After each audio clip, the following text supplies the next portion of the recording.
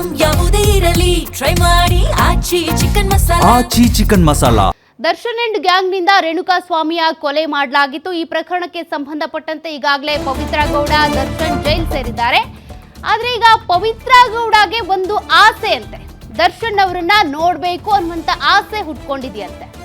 ಜೈಲು ಸೇರಿರುವಂತ ಪವಿತ್ರ ಗೌಡ ಬರೋಬ್ಬರಿ 8 ತಿಂಗಳು ಕಳೆದ್ರೂ ಕೂಡ ಅವರಿಗೀಗ ಬೇಲ್ ಬೇಕು ಅಂತ ಹಾಕೊಂಡಿದ್ರು. ಆ ಬೇಲ್ ಅಪ್ಲಿಕೇಶನ್ ಕೂಡ ರಿಜೆಕ್ಟ್ ಆಯಿತು. ಅದಾದ್ಮೇಲೆ ಮತ್ತೊಂದು ಬೇಲ್ ಅರ್ಜಿ ಹಾಕೊಂಡ್ರು. ಅದು ರಿಜೆಕ್ಟ್ ಆಗುತ್ತೆ ಅಂತ ಗೊತ್ತಾಗಿ ತಾವೇ ವಾಪಸ್ ಪಡ್ಕೊಂಡ್ರು. ಈಗ ದರ್ಶನ್ ನೋಡುವಂತ ಆಸೆ ಈ ಹಿಂದೆನೂ ಕೂಡ ಇತ್ತು. ಹಲವು ಬಾರಿ ಜೈಲಧಿಕಾರಿಗಳ ಬಳಿ ಹೇಳ್ಕೊಂಡಿದ್ರು, ಮನವಿ ಮಾಡಿದ್ರು. ಈಗ ಮತ್ತೆ ಅವರನ್ನ ನೋಡುವಂತ ಆಸೆ ಅಂತೆ. ದರ್ಶನ್ ಭೇಟಿಗೆ ಅವಕಾಶ ಮಾಡಿಕೊಟ್ಟಿಲ್ಲ ಜೈಲಧಿಕಾರಿಗಳು.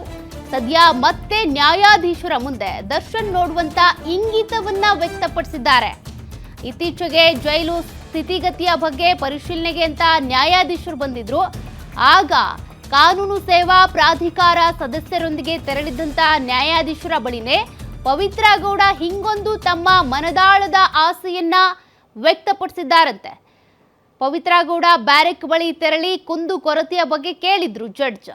ಈ ವೇಳೆ ದರ್ಶನ್ನ ನೋಡಬೇಕು ಅಂತ ಆಸೆ ವ್ಯಕ್ತಪಡಿಸಿದ್ರಂತೆ, ಮನವಿ ಮಾಡಿದ್ದಾರಂತೆ. ಜೈಲು ಮ್ಯಾನ್ಯುವಲ್ನಂತೆ ಅವಕಾಶ ನೀಡೋದಕ್ಕೆ ಸೂಚಿಸೋದಾಗಿ ಅವರು ಮಾತನಾಡಿದ್ದಾರಂತೆ, ಮನವಿ ಮಾಡಿದ್ದಾರಂತೆ.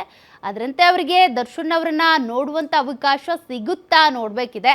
ದರ್ಶನ್ ಅವರ ಆಪ್ತ ಗೆಳತಿಯಾಗಿದ್ದಂಥ ಪವಿತ್ರ ಗೌಡಗೆ ಈಗ ದರ್ಶನ್ ಅವರನ್ನ ನೋಡಬೇಕು ಅಂತ 8 ತಿಂಗಳಿಂದಾನು ಆಸೆ ಚಿಗುರು ಹೊಡೆದಿದೆ. ಆದರೆ ಅದಕ್ಕೆ ತಕ್ಕಂತೆ ಜೈಲ್ ಮ್ಯಾನ್ಯುವಲ್ ಪ್ರಕಾರ ಅವಕಾಶ ಮಾಡಿಕೊಡಲಾಗ್ತಾ ಇಲ್ಲ.